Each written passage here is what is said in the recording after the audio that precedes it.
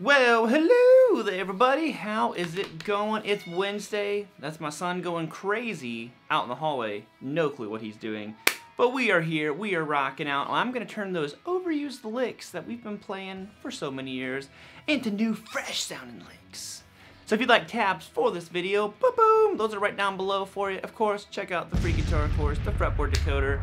It kind of goes more in depth into a lot of different concepts that I use when I'm playing the guitar myself. Let's go ahead and jump over to the licks. When I'm doing the lesson, I'll show you the kind of like the original lick and then how I kind of transformed it and gave it some new life. So let's go ahead and get going.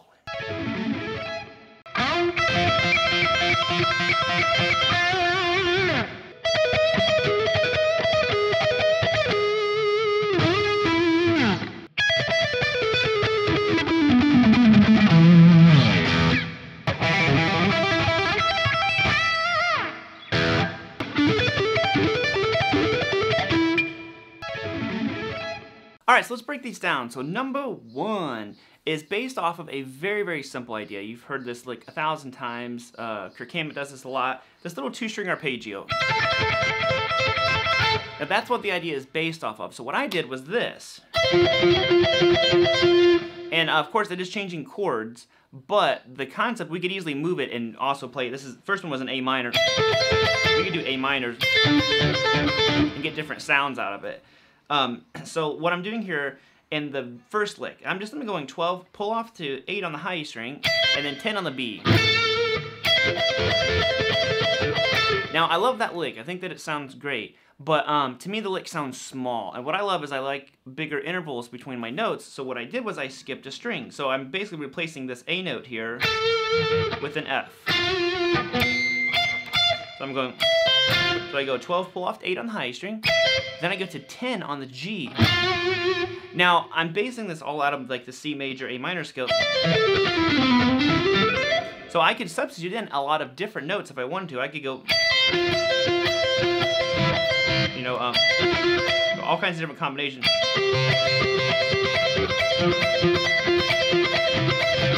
There's lots of options here for us. So I gave you the, you know, the very kind of like building block of it, but that's a big concept that I always try to incorporate into my playing, is incorporating, you know, bigger intervals between the strings. It doesn't always mean bigger stretches. It could be just, you know, changing strings. So start with that one and try moving that around. And don't just always view the scale, you know, on the strings that are next to each other. You know, move it around. Try your normal licks. Just, you know, add that little string skip in there. Can add a lot of difference to it. Alright, so next we have this lick right here. And it went like this. Now what I'm basing that off of, it's kind of like this Jimmy Page lick. It's kind of in the song Good Times, Bad Times. Good old minor pentatonic run. Sounds great. I'm just going to show you the first opening pattern, and then I'll show you what I did to change it. So the opening line of that one goes like this. It's 15, pull off 12 on the high string. Then I go to 15 on the B, then back to 12 on the high string, so, and then 15, pull off 12 on the B. Okay, so you have that part. Now what I did was I replaced all of my minor thirds with major thirds. I've done videos on this before. It's a sound I really like. It has that mixolydian. I got it from Warren D. Martini. He does this a lot. But basically, anywhere I had a G note, I'm replacing it with a G sharp. So G is your minor third, G sharp, A flat is your minor or major third. So I replace all of them in the scale. So G, G sharp, G, G sharp, G, G sharp. So my scale kind of is like this now. It surprisingly still sounds great over minor. Because I think it's because it has that mixolydian kind of vibe, which already sounds minor-ish. It's kind of one of those funky major scales that has that minor vibe to it. But I go like this, so it's 16, pull off 12, then I go 15, back to 12, 15, pull off 12. I'm going down, up, see, down, pull off, down, up, down.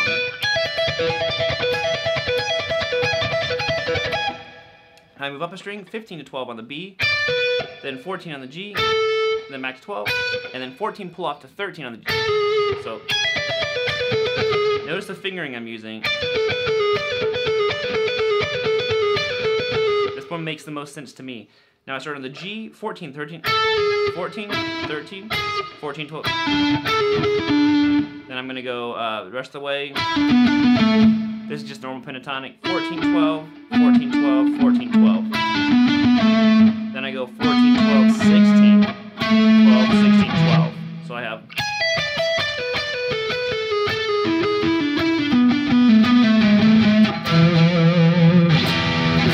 Not gonna lie, it is a million degrees in here right now. Whew, I'm getting hot. So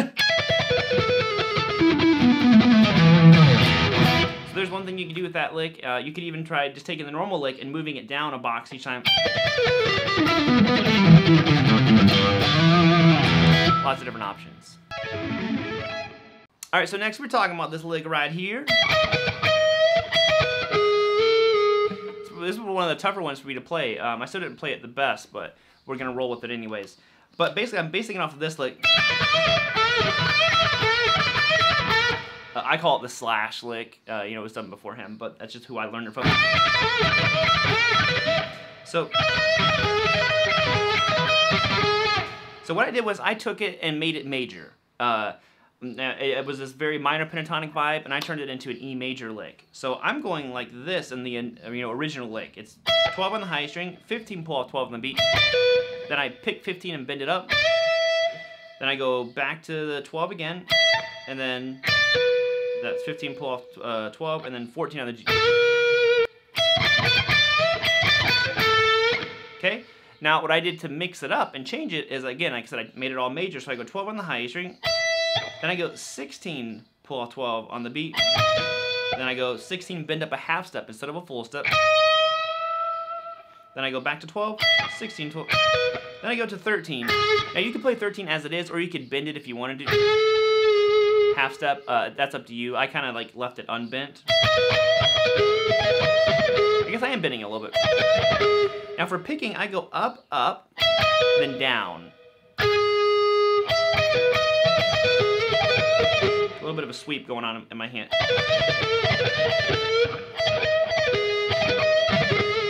I thought it had kind of like a an interesting sound to it. Like it would get my attention if I heard someone playing that lick in a solo. There's the next one. The next lick, what I wanted to do was this one right here, which is I'm getting it from Eddie Van Halen from his. And he talking about Love Solo. He does it all the way up there. But so I was like, okay, I want this lick idea. But I don't want it there, so what I did is I moved it down a string. And even then I was like, I still want it to be different. So what I did was I did it in octaves. So the initial lick was this, just 12, hammer on 15, pull off the 12 on the B, and then 14 on the G. Very simple, straightforward lick, you know? Okay, so if you can do that, then you can kind of do this lick. So what I did was I moved it up a string. I'm doing the octave of these notes so I could get 3 octaves. And I went like this. Let me try to do that better. That was so bad.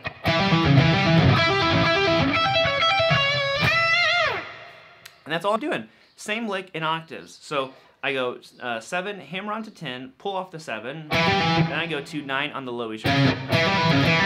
Do it twice, move up an octave, so then I'm going to go 9, 12, 9, 11. Another octave, 12, 15, 12, 14.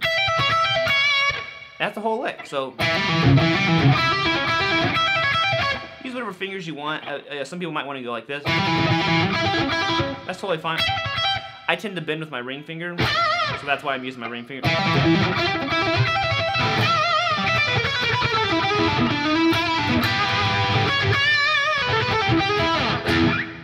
But there's that lick, you know, again, I expanded it. It covers way more ground, for one, than just kind of being that stationary lick. It's all the same notes, but it really sounds like it's moving, and it's, well, because it is moving, but you know what I'm saying, it has this more fluid kind of...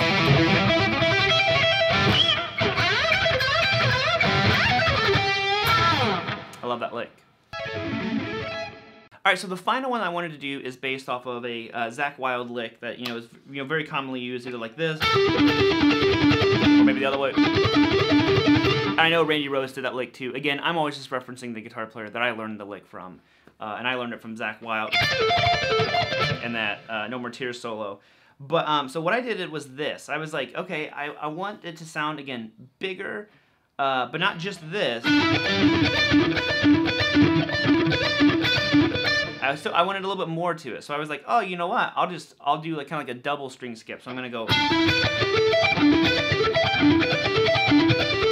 I thought it sounded cool, almost like video gamey. You know, if it gets too video gamey, I don't like it. But this one still was like right there. I was like, I can still dig it. So the normal lick is just this, just 12/14 on the D and G. I am alternate picking all of this. I'm picking every note, starting on the down. Now what I did was I went 12 to 14 on the D string, and then 12/15 on the B. And if you're content with the lick there, you know, just roll with it like that. Let me try doing your whole scale that way. Just like, you know, lots you can do with it. But what I did is I did it one more time. I went 12/14 on the G, 12/15 on the high string. So you could maybe even do your whole scale if you wanted to. Something like that would be a cool kind of sound that you could get to it. But yeah, that's just the lick right there. Maybe move it chromatically. You know, so that didn't quite work, but